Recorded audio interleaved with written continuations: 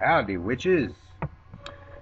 Well, today's lesson, as suggested to me by some people on my Unity of Wicca and Witchcraft Facebook page, um, which for some reason some people had a hard time finding. I don't know. I find it right away, but I own it, so I don't know. Maybe that's why it shows up. But hopefully you can find it out there. You should just be able to search Unity of Wicca and I'm sorry. Yeah. No, it's just Unity. Unity of Wicca and Witchcraft on Facebook. And get on the page. Get involved in the discussions that we're having. We're learning stuff, talking about stuff, meeting people, socially networking, that kind of thing. And so anyways, I posted some of my thoughts from left field, as I'm kind of known for doing. God damn it! Why do you call when I'm doing video? I gotta take this. All right, blessed be. Sorry, a witchcraft-related question. I had to take it. What the hell am I talking about? Oh yeah. So I came out of left field, and I made a statement out there that a lot of people have never heard. And a couple people suggested right away that should be my next video. And I was sitting there, trying to figure out, hey, what should be my next video? I've got so many, I forget what I've talked about sometimes. I have to go back and look at them again. But I have said this part before, but I haven't done a whole video on just this. And this part goes like this. Precise speech leads to precise thought. Now, I've been saying that for a very long time, and I'm pretty sure that I borrowed that term from a good friend of mine who's a ceremonialist or ceremonial magician, amongst other things. And that is a very precise craft, for lack of a better word. Precise system, shall we say. They're very, very precise and use a whole lot of stuff and use it very specifically. So it makes sense that it would come from that kind of person. But there's definitely something to that, if your speech is muttered, the thoughts that go along with that speech are also muttered. They are imprecise. You are fuzzy on the details. Do not be fuzzy on the details. See, we argued for a long time about what the word warlock meant, and now the accepted term from the Oxford scholars is that warlock means a bender of words. We are all benders of words in the craft, and if you are not, you need to be, because if you are not bending your statement of intent like a pretzel, your magic is probably turning out screwed up. Because you need to be very precise with what you say to the universe. You need to remember what you want, what you're asking for, and the opposite of that. And remember the old rules of binding down the action not wanted. For everything that you could call into your space, there is the exact opposite of that thing. Let's say money. The opposite of money, would be poverty, or I guess wealth would be poverty. But the opposite of money is no money. So, when you're doing a money spell, you must understand that both of those concepts exist in the thing that you're calling. So when you're calling, you're saying, I want this, or I will this amount of money to come into my life, and make me happy, that kind of thing. And you want to bind down, you're binding down poverty, you're binding down lack of money, because if we remember the caduceus from Hermetics, the two snakes symbolize the one and the opposite of the one.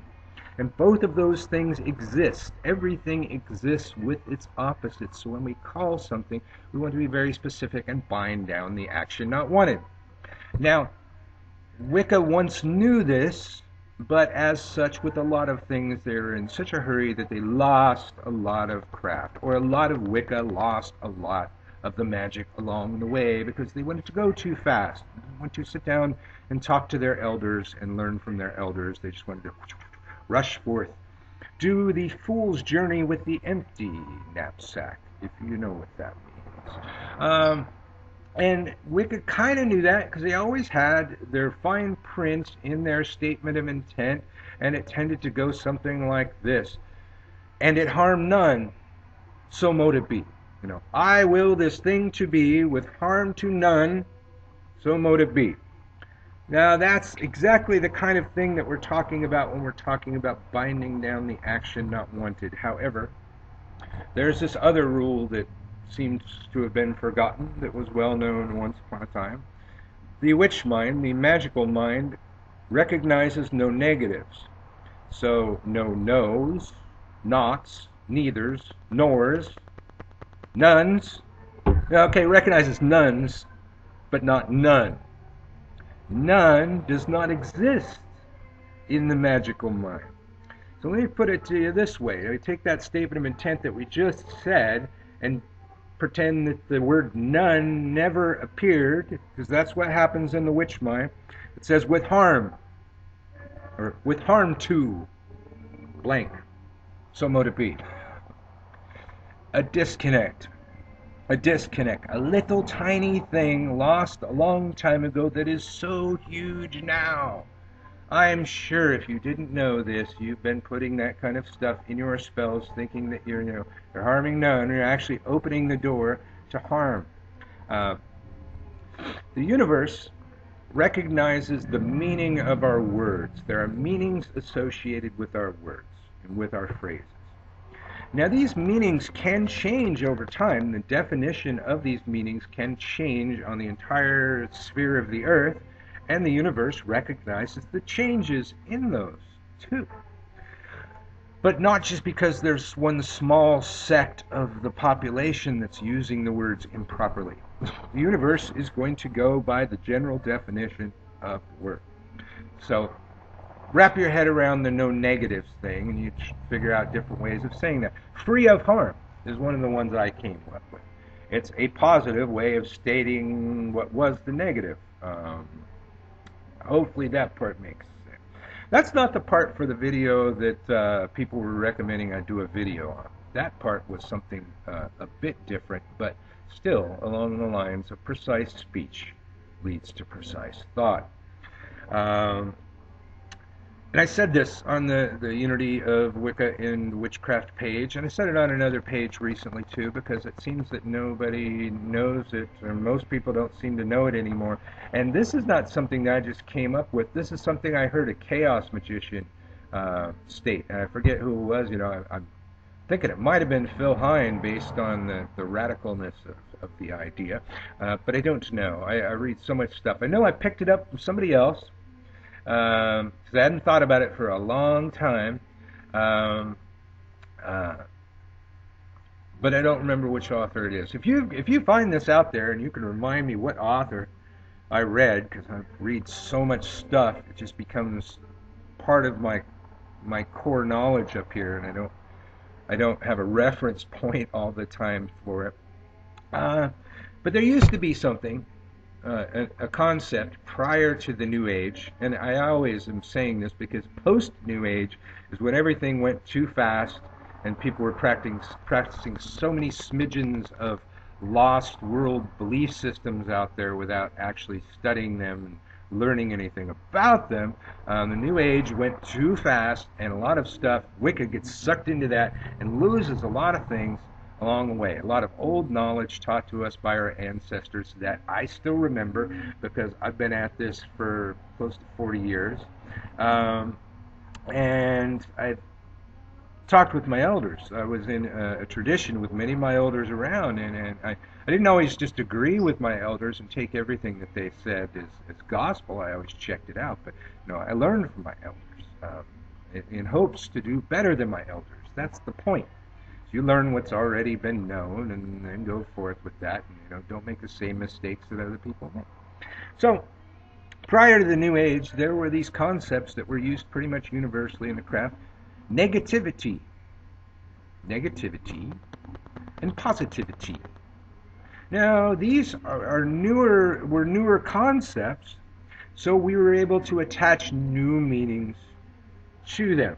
Negativity would be the bad energy in your house, the bad energy that makes you feel bad, the bad stuff that does bad things to you. Positivity is the opposite of that. Good things to you, good luck, good energy, all this kind of thing.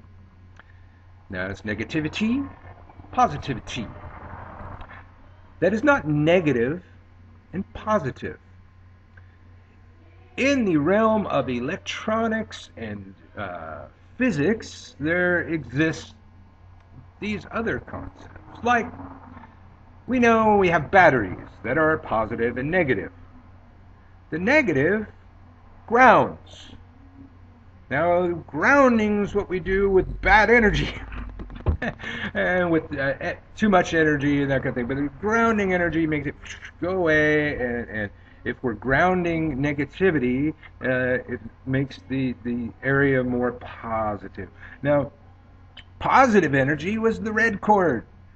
Zapped you. Red and black, red and black. The positive on the battery cable was the energy that you would get the shock from. Now, you would need to combine the positive and the negative for that shock to occur. But that positive could shock through you using you as a ground. Okay, that's just a little bit of electricity stuff. But beyond that, and way more important than that, ions. Right now, my computer looking at me is producing positive ions. It's bombarding me with positive ions. Positive ions do bad things to us. They make us feel negative. They cause depression. They cause cancer. They cause disease. They cause nothing but bad things. Positive ions cause bad things. Negative ions cause good things. I'm also a spiritual counselor, and I give away one of my little tricks. Every client that comes to me with depression, one of the prescriptions that they all get is, okay, I want you to go out every day, take a walk in the sun at the beach. Now, that's because we live by a beach. But I want you to go down to the beach and walk right where the sand's still wet. Walk right by the coast. Just, get some sun, just take a nice little walk down. And why get a little exercise. Exercise is good for depression. Sun's good for depression, or good for curing depression. All these things are good for curing depression. Vitamin D that you're getting from the sun is what you need to cure depression. And a lot of depression in the winter is seasonal defective. Is that it? Seasonal defective disorder? I think that's what it's called. But lack of sunlight. Lack of the ultraviolet rays. We need a certain amount. Too much going to give us skin cancer, but we need a certain amount. And then the big one, the negative ions. Negative ions primarily caused by the moving of water. There are other things. Recently, scientists or somebody figured out that burning frankincense releases negative ions. And that's the only burning thing I've ever heard of that releases negative ions. That's new to me. I always associated it with water. So even taking a shower, moving water. The moving water causes negative ions to occur. You could also get a negative ion generator in your house that cleans the air, cures depression in your house, much better for the people involved. Healthy negative ion generator. Now, picture this, if you will, when the universe working on the language that we use that has been accepted, the language of negative and positive, and what they actually mean here. And some schmuck come along that meant to say negativity, but said negative.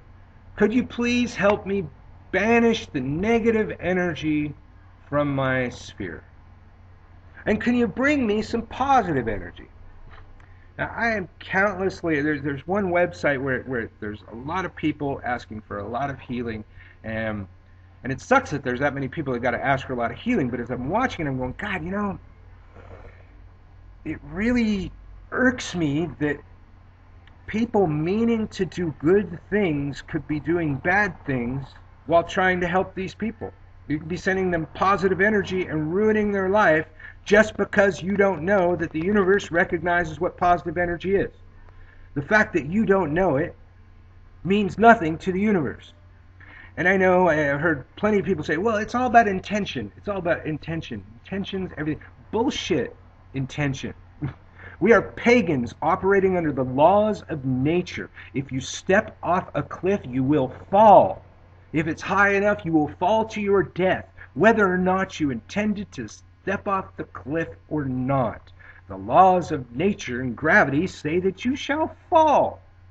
It does not matter what your intention is. It's good to have good intentions, but good intentions with good knowledge is much better. And it concerns me that so many don't know this, and there is the great possibility of doing more damage while trying to help.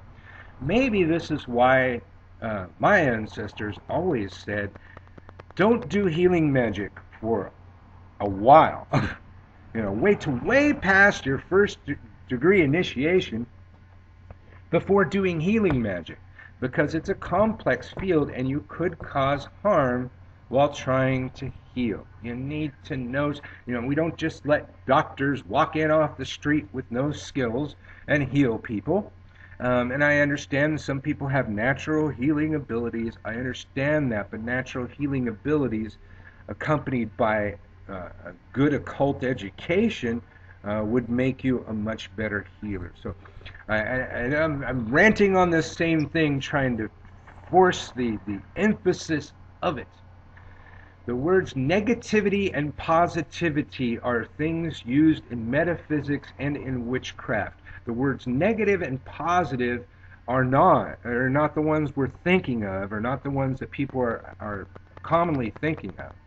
You don't want to banish negative energy from your sphere unless you want depression, unless you want to be unhealthy, unless you want your air polluted. The negative ions are the good ions, and the positive ions are the bad ions. And maybe you just want to switch it to bad or good. That'd be fine. We all tend to recognize what bad or good is. The universe recognizes that too.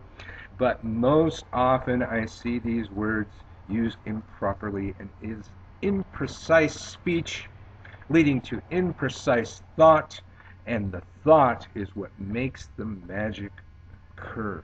So I can't emphasize this enough. Share this with your friends. Share this. Maybe you don't want to share it with your enemies, but share it. Let people know. When you hear people saying it the wrong way, correct them. Try and do it nicely. Sometimes I'm rather abrupt. I piss people off because I say stuff. I talk to them about stuff they don't know a lot. But I've been at this a long time, and I'm giving away what I know freely all the time. So I'm not holding anything back, and I'm not just trying to say, I'm better than you because I know something more than you, because I'm teaching the things that I know. It's like, you could just watch a video and learn this really easy. It's not hard. It doesn't take cracking a whole bunch of books. You can learn a lot. I'm not just trying to hold one over you, say that I'm better than you, but I am going to say that I work really hard on precisely speaking and precisely thinking, and I definitely have not perfected the thing. I need to be better at spelling.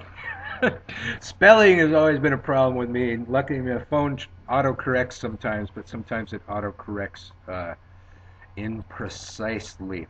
But stuff like that. There's sometimes I spell things wrong. I have some grammatical errors here and there, but my wife and our high priestess is a wordsmith from hell, and she corrects me every time I use a word wrong. So I'm getting better at it all the time, and it's something you should be better at. And I think for a second of how do you say it? Was it Andriac Fane? I thought was the druid Isaac Bonowitz's druid group. I'm drawing a blank on what they were called, but their motto, why not excellence? Why not excellence? They came up with a precision magical system that could be trusted every time, that worked every time, and it pissed off a lot of the Wiccans because so many people want to be free form and just do it their own way. And Isaac Bonowitz, goddess rest his soul. He probably doesn't want to rest. He's probably stirring things up on the other side. He had a really good response to the Wiccans that got upset for them having a precise system like that. And them wanting, him to be more like the Wiccans. He said, well, then you can't have any. I loved the guy. I like that kind of attitude. An appropriate amount of cockiness and an earned amount of arrogance is kind of charming in my viewpoint. Arrogance without cause is unholy. All right. I think I made my points. I hope I made my points precisely and spoke them precisely, so you can think them precisely. Use negativity, positivity, or good and bad, something like that. Good and evil are more malleable than good and bad. There's more confusion with the definitions on those terms than good and bad. So maybe use those. So that's my point on my rant. If you integrate these words, everything you're doing could work so much better. Really, I mean, if you weren't doing these things before, everything you're working could do so much better. So, marry me, marry part, and marry me again.